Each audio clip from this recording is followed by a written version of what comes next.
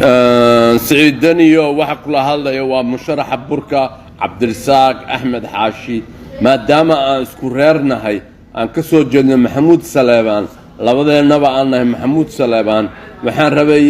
Daniyo inay ii tanaasushid markii ii tanaasul baan ku dhihi lahaa dadku anay i wataan anay i dooranayaan ana ugu cadcad hadda afarta ugu cadcad baa la isku soo qaatay musharaxa burka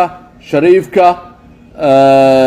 maxamuud geele iyo farmaajo ana ugu cadcad marka maxamuud Saleebaan baan isla nahay dad ma jarteenaan nahay ii tanaasul anigana yaan isku qabsan 37 ma jarteen ay leeyihiin yaan isku qabsan marka labadeenaba hadaa tartanno labadeenaba waa ma soo wada baxeeno qof baa soo baxay ii tanaasul baan ku dhihi lahaa Daniyo سعيد دنيو waxaa kula hadlaya waa musharaxa burka Cabdirasaaq Axmed Xaashi maadaama aan isku reernahay aan ka soo jeedno Maxamuud Saleebaan labadeenaba aan nahay Maxamuud Saleebaan waxaan rabay Daniyo inay ii tanaasushid markii ii tanaasul baan ku dhihi lahaa dadku anay i wataan anay i dooranayaan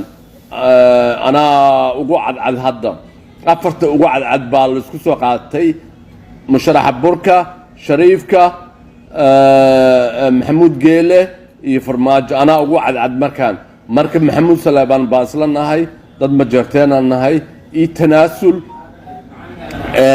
anigana yaan isku qabsan 37 ma jarteen ay leeyihiin yaan isku qabsan marka labadeenaba hadaa tartanno labadeenaba waa ma soo wada baxeeno qof baa soo baxay ii tanaasul baan ku dhihi lahaa Daniyo